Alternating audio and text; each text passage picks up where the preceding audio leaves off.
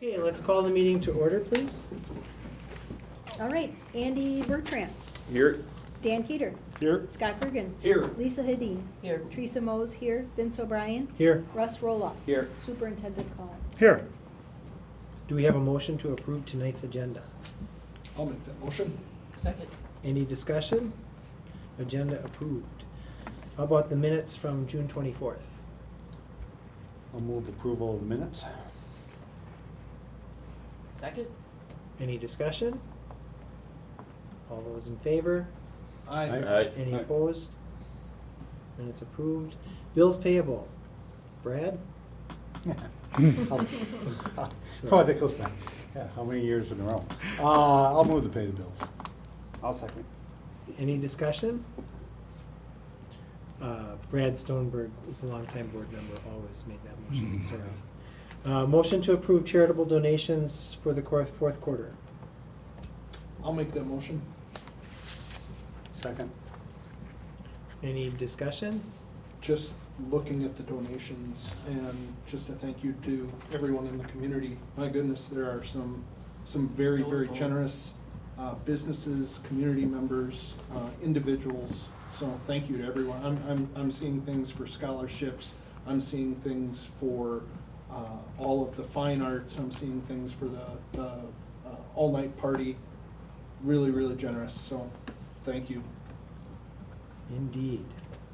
All those approved? All those in favor? Aye. Any opposed?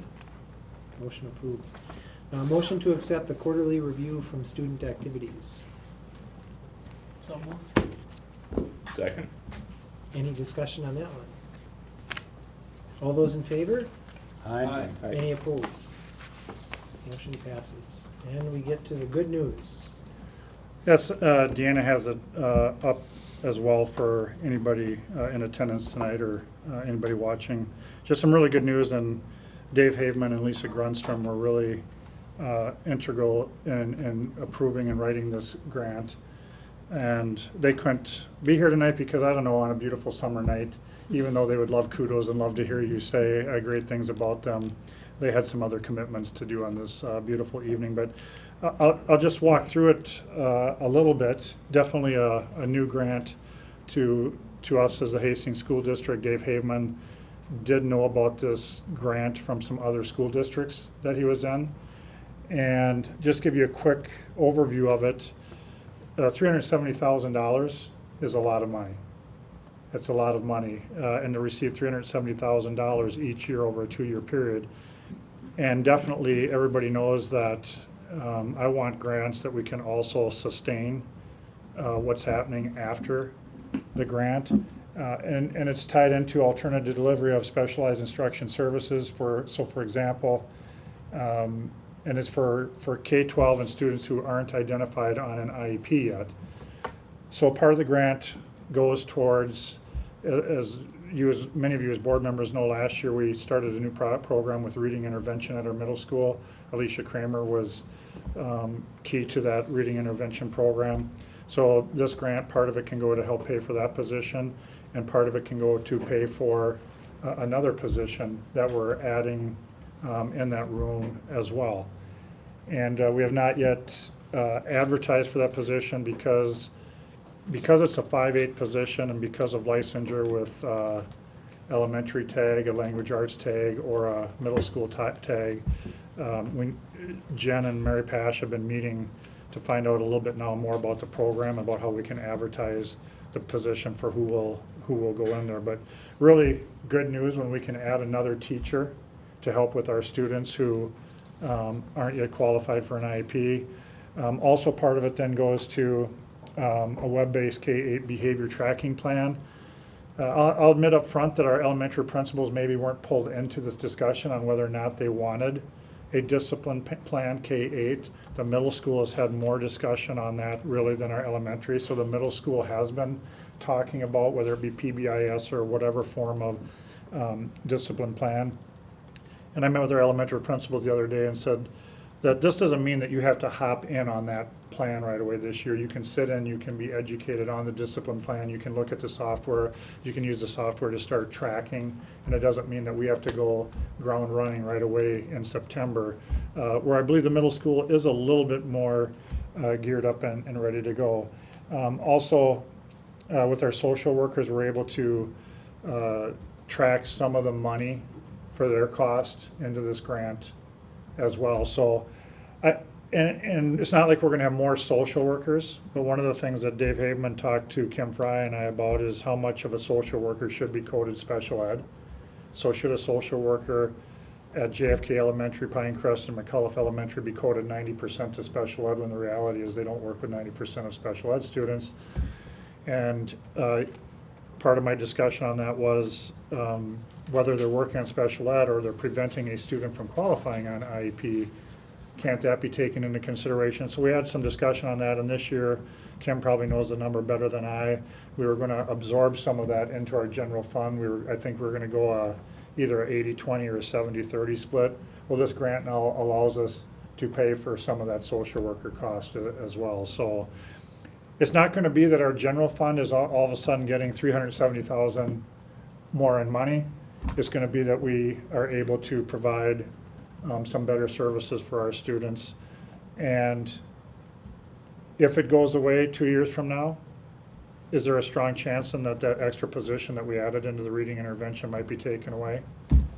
Yes, it might, but for 2 years, we've brought added help to our students, which eventually hopefully is added help to our teachers as well. And it does require, just to let you know up front too, that a lot of data needs to be collected. So that means that Alicia Kramer and whoever this other person is, they're gonna spend now a little bit more time on assessment and data too, because that's what this grant requires. But overall, very, very good news for the district. And of course, with what was going on legislatively and how things were stalling, we didn't find out about this until late in the game.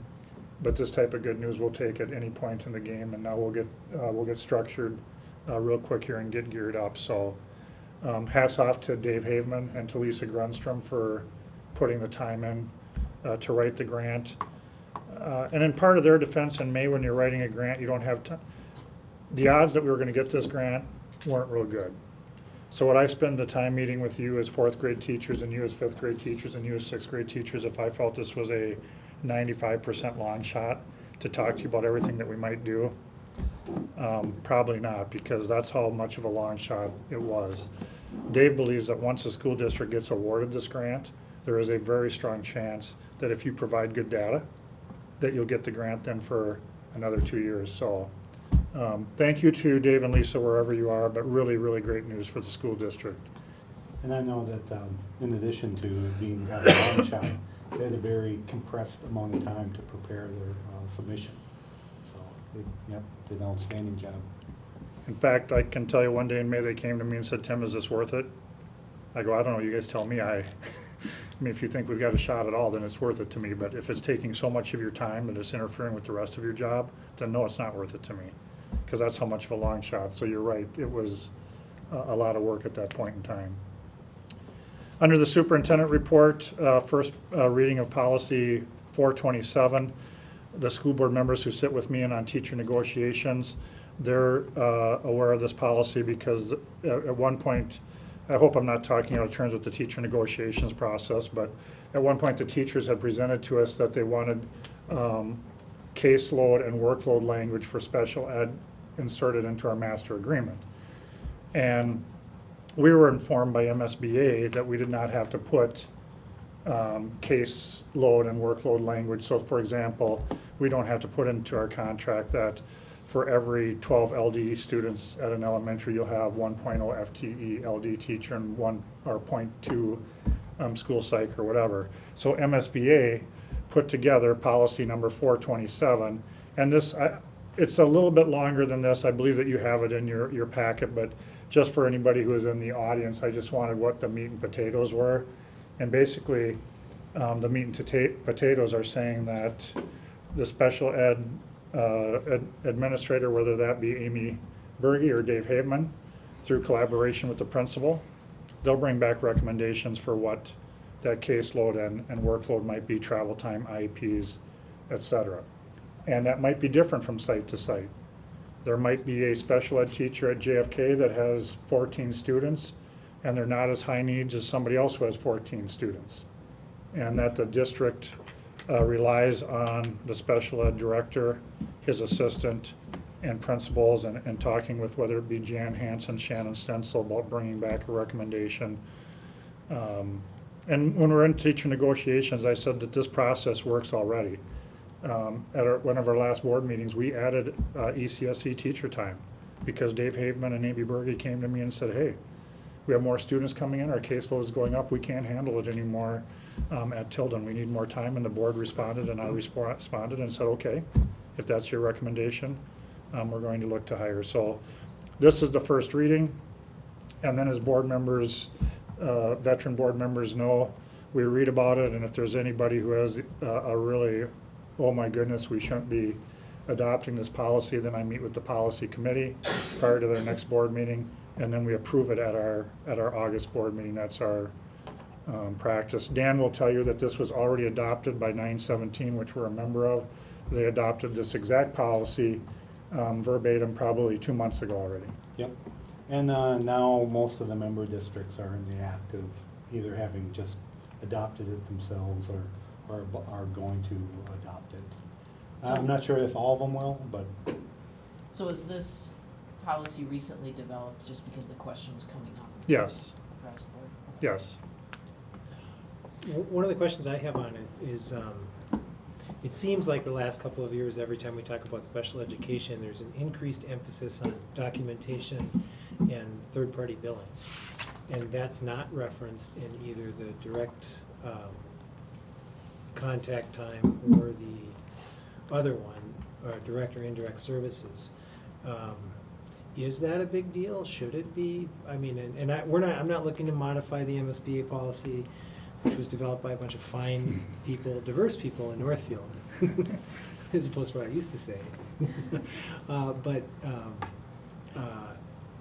isn't that something that takes more and more time? You know, I think that that still comes under Dave Haveman and Amy Berge's, you know, evaluation of some of our staff are heavily involved in that, some aren't, depending on. So I think that that still fits under the umbrella of the language, that they take that into consideration. I think under the definition of workload, it says number of minutes required for all due process responsibilities, which I read to be paperwork Yeah. documentation. Not that I know what due process really means, I just know how it's used on CSI. So yeah, I think it meets under, it meets under the umbrella, I would say. Okay. And if you have any other questions after this board meeting, just let me know, and if I feel that we need to pull together as a policy committee, we will. Not that we accept every template that the MSBA puts out, but we do accept, I'd say 98% of what they do put out. you see there is a disclaimer saying this isn't intended to violate any contractual language. Or to reopen it. Yes, yeah, exactly. The next one is I just want to go into a very light overview with you, and I've created a slide for this as well. I did not think that this day would ever occur. I've testified on this in my first 10 years of being a superintendent, and I just quit testifying on it because I felt that it was falling on deaf ears. And that was the fact that my frustration that the 25 largest school districts in the state of Minnesota can come to a board meeting like this, and they can have a request to have 5 roofs done, and the board has the right to say yes or no with a cost of $2 million or $3 million or whatever that might be. Legislation this year, for whatever reason, and this was not a big push or agenda, definitely money on the formula was one of the biggest pushes. This was talked about, but it's been talked about every year. And from now on, it'll be referred to as LTFM revenue, long-term facilities maintenance revenue. And I just put up roughly the first 5 years up there of what the board could levy up to if they so decided.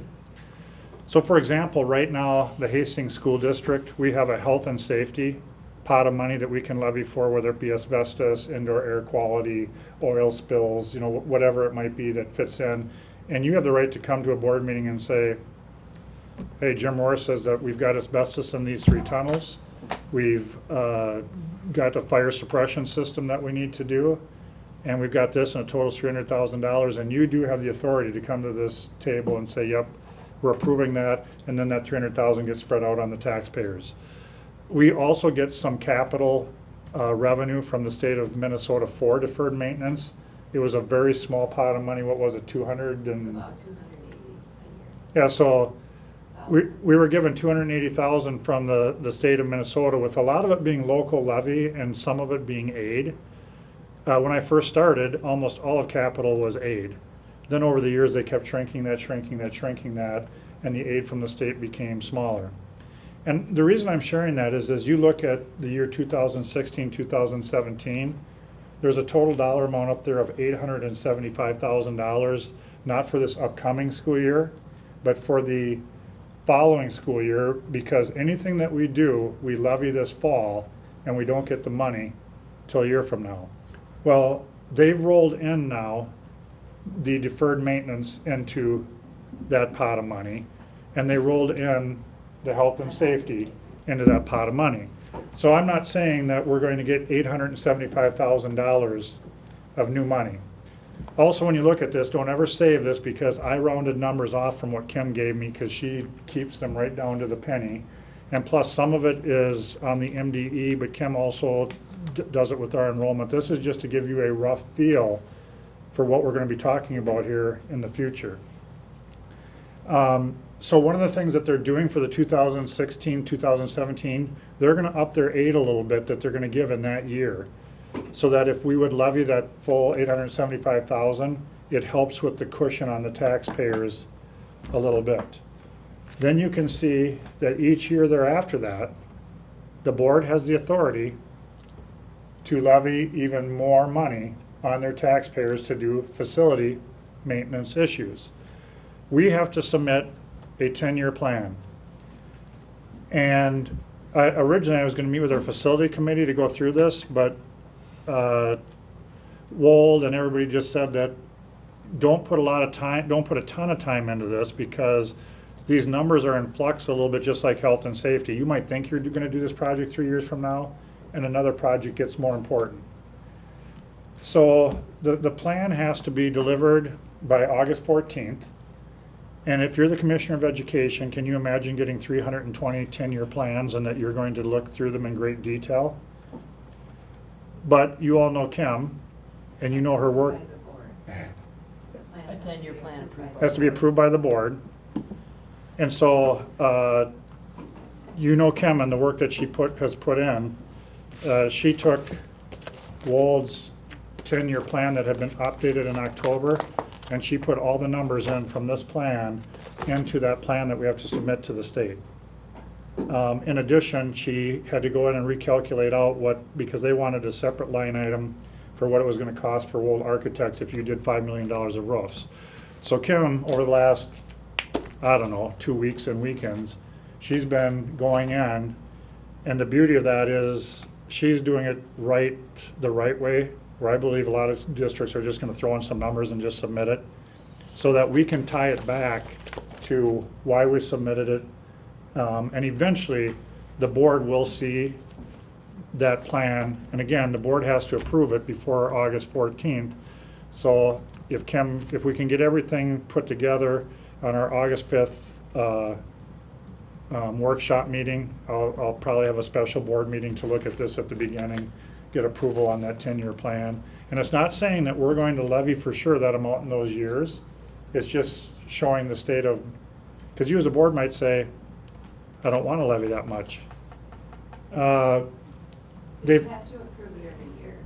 So really what you're gonna approve this year, the main focus is 16, 17, because you approve it every year, so you can change it every year.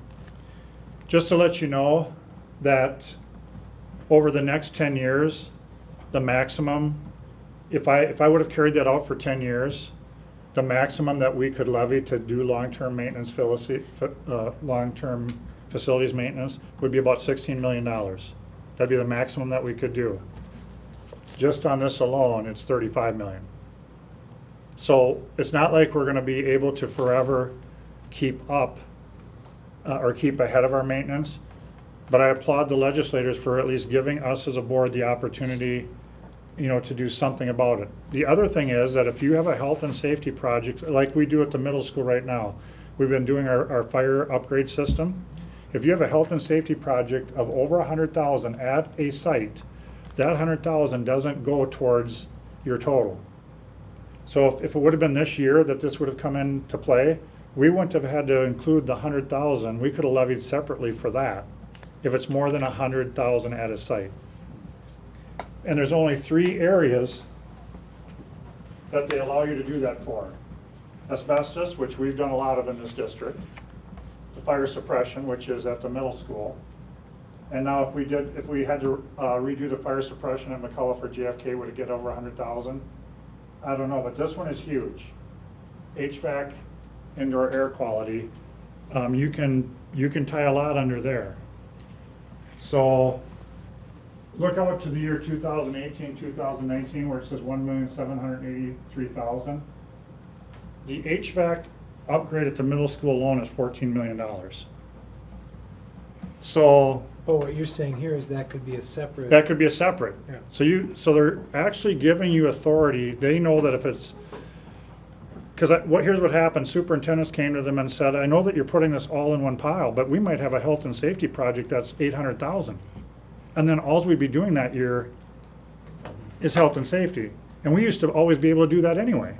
So you really haven't given us a huge advantage. So then they said, okay, if it's a big project, we'll allow you to do that on the side As a health and safety. as a health and safety, and you could levy 1.783 million in that year to do other facilities and maintenance. And neither of those would be voter approved. They wouldn't be voter They'd be approved. board approved. So Scott McQueen said that he believes what a lot of school districts are gonna start doing with this is because that 1.3 million, it's really 800,000 more than what we were getting anyway. It can't, I mean, if we do roofs up at the middle school or at the high school, that's a $3 to $4 to $5 million project. It can't pay for it. So he thinks that a lot of school districts are going to, at a board table, do a major bond vote without a voter approval. So for example, we all know that the high school was built in 1999, 2000, and we know the roofs and the parking lots, and there's a lot that needs to be done up there. We could probably do about an 18 to $20 million bond. That's the numbers that we got. We could probably, right now with the interest rates, you could probably come to the board table in 2018 or 19 and say, we're gonna do a $20 million bond to replace everything up at the high school. The voters wouldn't even vote on it. And you would levy you'd take all your money annually to do that, to pay for it. You know what I'm saying? Scott said that there's gonna be a risk for boards that do that because once you use up the 1.78, how much more money do you have to keep up with other things? So he said he knows Hastings very well. We've had a new high school built. We redid JFK and Pinecrest HVAC and electrical back in 2005. In 2009, we did a major bond issue, so we're sitting pretty good. He said the beauty would be is if Hastings could get a bond approved on their own and not use this money to pay for it. And we were looking that we're gonna have to go out for a bond. We've talked about this in 2017 or 2018, 19, somewhere in there. So he said that if we could say to our taxpayers, you know, we need to reinvest in the high school, and it's gonna cost this much. And if we could get that approved and then use that 1.7 million every year after to keep up with other maintenance district-wide. Here's the danger in doing that. And we're gonna talk about these things with the facility committee. Here's the danger. Let's say you go out in 2018 and you can't get it voter approved. Then Jim Huberty comes to you in 2019 and says, well, board members, the roof's leaking at the high school. We need to do it. So then 1 year later, you'd come to a board meeting and you'd approve doing it. So then do you lose some of the trust in the voters when you know what needs to be to be done. So all this stuff's been handled through bonds in the past? No. How has it been? I mean, as far as the Yeah. maintenance and some We've of the done, stuff? we've done general maintenance, but we never get enough money to keep up with it at all, with all of it. So what we try to do is spend, so you heard we got like $280,000 of deferred maintenance from the state.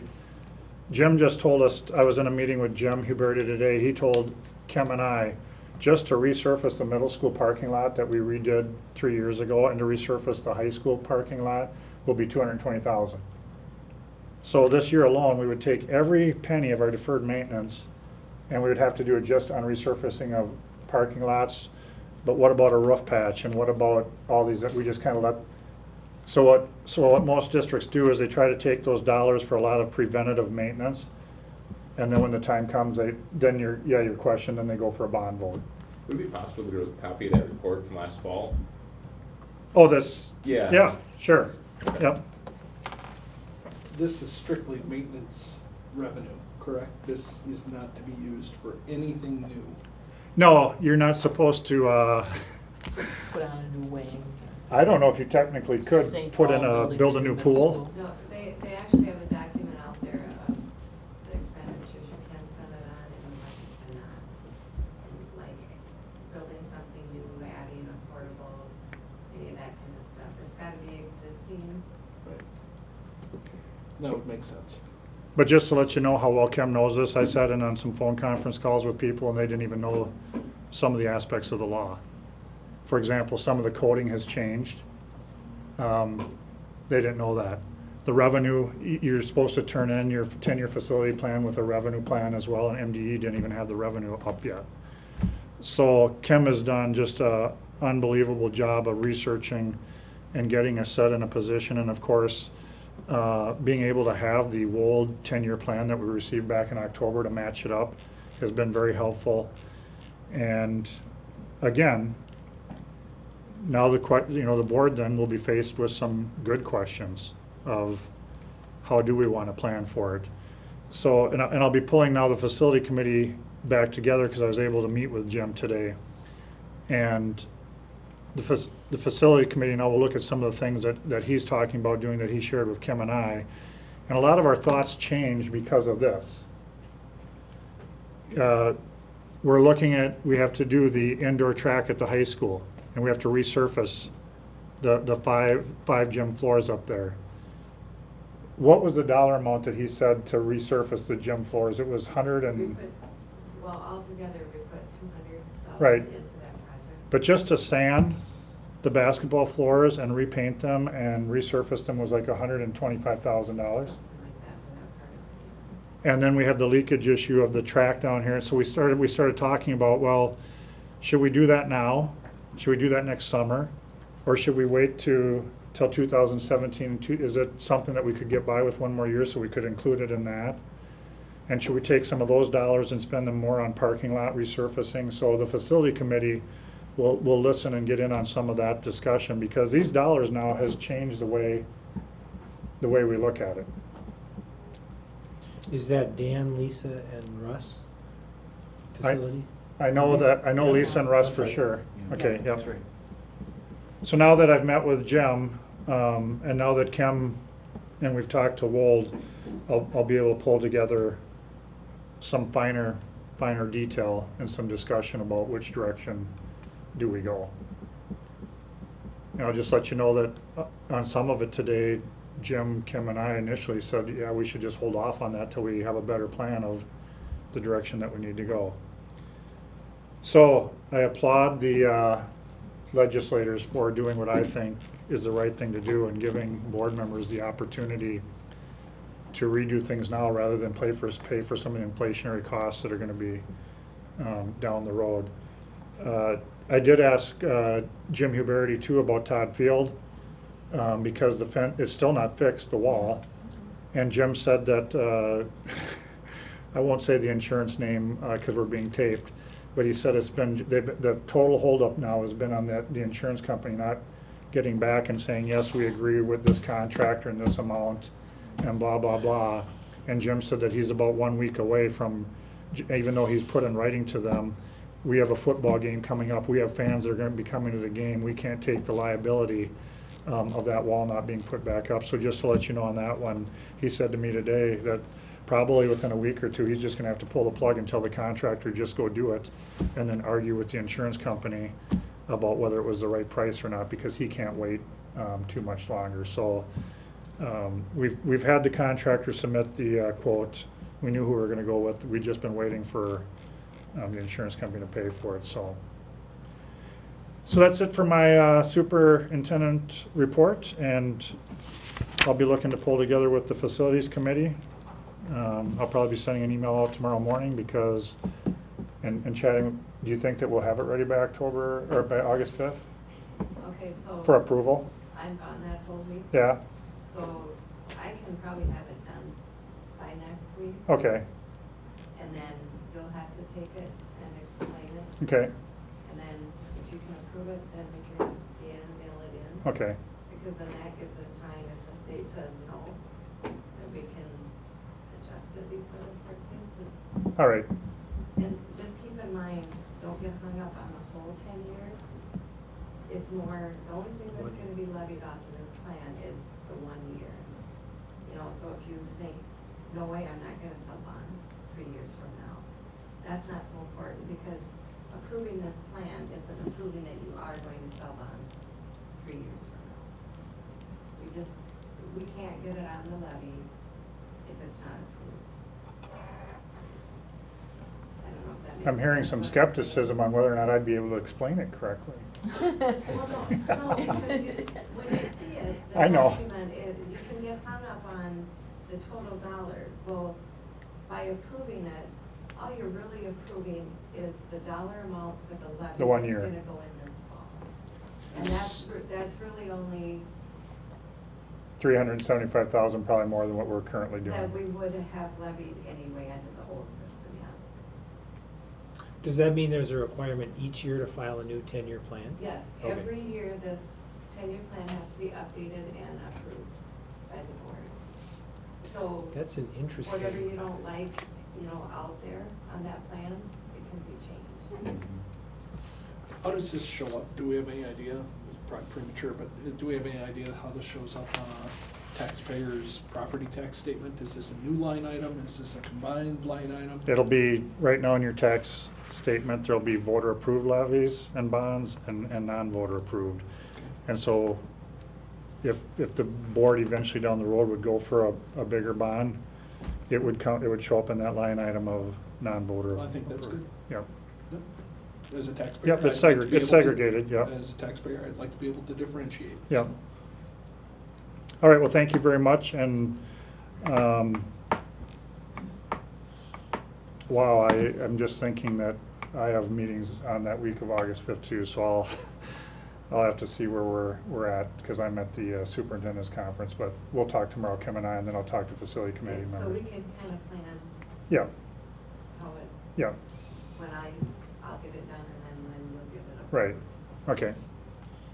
With that, we're to the action items. Agents of Change had a national conference July 17th through 19th, and Chris Hughesby was attending as a gift from Jostens, so we have an action item to approve that.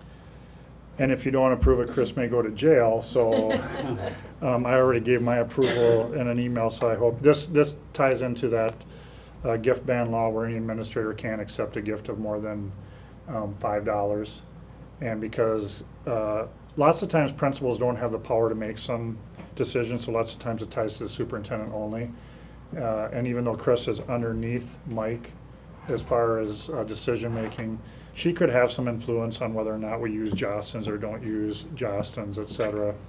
So, again, this was a conference that was entirely paid for by Jostens, the airfare, the lodging, everything. So by law, the board has to accept the gift from Jostens and then appoint the person who goes to it, just like when I was appointed to go to the literacy committee, so, or the literacy symposium in California. So I'm highly recommending that you do approve this. I'll motion. I'll second. Any discussion? Where is the conference? It was in Florida, I believe. Okay, all right. Well, It's not the right month to go to Florida. So I'm claiming it's not a boondoggle, it's legit. All those in favor? Aye. Any opposed? Next up, a motion to approve a resolution establishing combined polling places, basically adding in South Washington County into what we did earlier. And for those board members who weren't with us earlier when we made this decision, we had some discussion and we looked at some statistics on how many voting places we had, how many polling places overall. And we looked at 196 and some other districts and how many polling places that we had. And we talked about whether this impedes a person's ability to get to a polling place, et cetera. And at that time, we had voted to go from, I believe it was 10 down to 5, with all 5 being 10 to 6. Yeah, at that time it was 10 to 6 with keeping our 4 in Hastings and bringing in another, bringing the other townships into Hastings, and then keeping Denmark Township.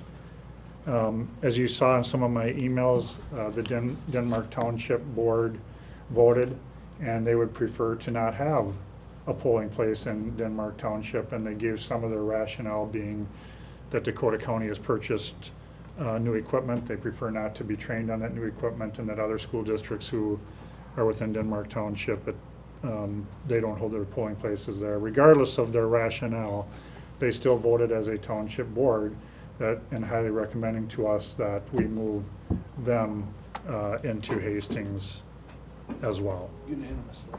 Yes. Yes. So just to be absolutely clear, anybody in Rosemount, Vermillion, Hampton, Meesville, New Trier, Marchand, Vermillion, Ravenna, Douglas, Hampton, all those townships, city of Afton, city of Cottage Grove, Denmark Township, and Welch Township, you will all vote at the Tilden Community Center this fall. Do we have anybody to, oh, it's a roll call vote, so Still need a motion. we need a motion. I will make the motion to approve this. I'll second. Any discussion? Okay. I'm looking at Lisa, because I remember the last time. No, I know. Okay. I still have the same reservations I had about it initially, but Okay, let's I do don't need to the, repeat do the roll call vote. Okay, Andy Bertrand, Yes. Dan Cater, Yes? Scott Gergen, Yes. Lisa Hadeen, Yes. Teresa Mose, yes. Vince O'Brien, Yes. Russ Roloff. Yes. Lisa, I'm surprised too. Next up is a resolution approving Intermediate School District 917's long-term facility maintenance program budget and authorizing inclusion of proportionate share of those projects. We had the handouts included in the packet or electronically. Dan or Tim, you guys wanna? It's really the same philosophy that we have for health and safety and other issues, that we're a member of 917 and we pay our fair share, whether it be maintenance, whether it be health and safety. That's why we all pull together. And so we're definitely recommending that the board continue with that philosophy that we pull together for programs and opportunities for our students who use their facilities. Anybody wanna make the motion? I'll make the motion. I'll second. Any discussion? Roll call vote? Andy Bertrand, Yes. Dan Cater, Yes. Scott Gergen, Yes. Lisa Hadeen, Yes. Teresa Mose, yes. Vince O'Brien, Yes. Russ Roloff. Yes. And next up, a motion to designate Melissa Williams or Missy Williams as the identified official with authority to authorize user access to MDE secure websites for I.S.D. 200 Hastings Public Schools. So moved. I'll second it. What's her position? I guess just for my sake. She works in our district office, and she's our, I point to the far corner, like like there she is. Sits over there. Outside the door or something. Yeah, and she's our UFARs and our data, our testing. Okay. And a lot of times they'll send an email to me on authorizing Jen Reichel or whatever, and basically she knows who should be authorized and who shouldn't to look at that data. I'll make that motion. Second. Already made. What was it? Mhm. Yeah. Oh, that's right, hearing. She got it. Any additional discussion? All those in favor? Aye. Any opposed? Motion passes. Next up, a motion to approve memberships. The Minnesota State High School League, we haven't received the dollar amount yet, but of course, I'm highly recommending that because if the board doesn't accept the Minnesota State High School League, we can't participate in tournaments. Metro Exu, I've talked about this in the past, a lot of the Metro Exu, they offer a lot of training for special ed, more so than other services, but they've also done a principal academy. They've also done some technology, et cetera. They offered and reached out. I believe it was a year and a half ago to when we're going to do principal evaluations, some different types of evaluations. So we use it more for special services, but I'm recommending that as well. MSBA, again, Minnesota School Boards Association provides us with policy 427 and the policy overview and the updates as they make lots of changes throughout the years. And then Schools for Equity and Education, we hopped in last year, mid-year. They helped do a lot of lobbying. They'll take full credit for this this facilities maintenance. I won't give it to them, but definitely we hopped in last year because a lot of their vision and focus in a year when I felt that was going to be the year we're going to get some money, and I recommend being with them again. And it looks like a large increase, but it was prorated the last time, so I'm recommending approval of all four. The history of that is I went up and testified that year too, and I think that we were so fed up after testifying that was the year we dropped out. I think there's some truth to that. Yeah. We were in financial trouble too, but we were like, this is pointless, we're getting Yeah. out. But I'm recommending approval of membership in all four. I'll make that motion. I'll second. Any discussion? All those in favor? Aye. Any opposed? Motion passes. Motion to approve increases in FTEs for an art teacher at the middle school. I'll make that motion. I'll second. Any discussion? All those in favor? Aye. Any opposed? And a motion to approve the employee classification review cycle for the pay equity program. Again, for probably more so for Andy and Russ, and I guess our viewing audience and listening audience as well. We definitely had fallen out of cycle of looking at pay equity, and I don't know how many years ago it was now, but it's all a bad memory to me. It takes a lot of work to look at every individual position, and we said that let's never get in this position again where we hadn't looked at all of our positions as far as pay equity. So every 4 years we're in a cycle. We put positions into a cycle so that we do look at them, we do review them, and this is now letting you as a board know that we're on this cycle, and that you do, it's kind of our gatekeeping, and that you do know that we are now looking at this group of pay equity. And again, in a lot of cases, I believe our last board meeting, we did do a pay equity change mid-cycle for, was it mid-cycle, Kim, for the secretary? Joan Ryan's position? Secretaries were on schedule. Yeah, they were on schedule last year. Right. So that came up because they were on cycle. And in that case, then Jim Rohr and Mark Zuzik send me rationale on why it should go from a secretary 1, secretary 2, because they too see this list. Now, quite honestly, it takes quite a bit to change the pay equity because there needs to be a substantial change in your job duty. It's not your workload, it's your duty and responsibilities. So again, for board members that are new, that's why we put this at the board action item every time this year, because it's the start of our next cycle now. So I'm recommending approval. I'll motion. I'll second. Any discussion? Just one question. Some of these positions, are some of them paid for by joint powers and the city? If you look at the second column. Well, Like, you're looking at the senior citizen coordinator? yeah. Yeah, that and a couple of the others, they look kind of like they were. Well, some of them are, are you on the joint powers thing? Yeah. Okay. So have you ever seen the formula where like the recreation is credited to joint powers? The senior Right. center? Well, some of these positions are part of the coding to that. And then there's the formula at the end where we Oh, pay 50% and they pay okay. 50%. Yep.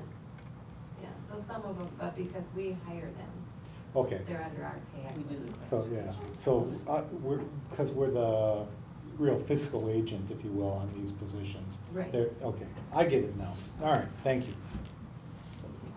So again, I'm recommending approval. And we have the motion and second. Any other discussion? All those in favor? Aye. Any opposed? Okay, and then we have a number of leaves. I'll make that motion. Second? Any discussion? All those in favor? Aye. Any opposed?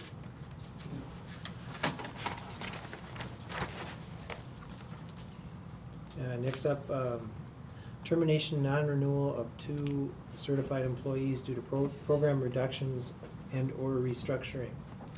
This ties back to, we need to always, as a school district, wait to see what our revenue is coming from the federal government on the Title I.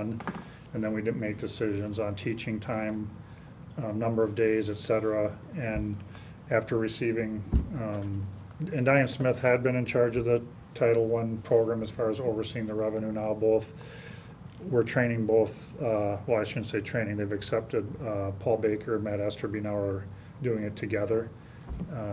And so because of the federal, and they worked with Diane Smith as well, but these are situations now that we have to reduce because of less revenue from Title I and some, our costs going up. And so we're recommending, because of restructuring, the reduction of these individuals in their position. I'll make the motion. Second. Any discussion? All those in favor? Aye. Any opposed? Motion passes. Next up, 2 resignations. I'll motion. Second. Any discussion? All those in favor? Aye. Any opposed? Motion passes. Other business is location of the August 5th work session set, or is it up in the air because of all the other stuff going on? Yeah, it's set. Oh, it is set? It is Yeah. set. Okay, okay. Yeah, but I get your point. Okay, we're at Lions Park to talk about the 10-year plan. It's 5:30, that's an earlier start time, and Vince might have his kids. All right. Hopefully not, but we'll see. Then we might have a short special meeting. And we might have a short special meeting, and if it doesn't work out, We'll have to have probably what I'm another gonna, special meeting. yeah, probably what I'm gonna do then is, we need 4 board members to vote eventually on the, and you're gonna be gone, I know, from August 5th on, so if we can't get it accomplished on the 5th, then I'll be asking if 4 members can show up either early in the morning or late in the afternoon to approve the 10-year facility plan. And again, I'm hoping that the 3 facility committee members would be voting yes, because they'll be talking about it with me. So yeah, Wrapped around each other's necks. so if we can't do it on that night, we might call for a special session. Yep. Okay, any new business? I forgot to mention at the beginning, we just came out of teacher negotiations, and so I know it's not on our agenda, but I'd like to make a motion to close the meeting for about 15 minutes so that Dan, Scott, and Vince and I can just give you an update. It's been going well.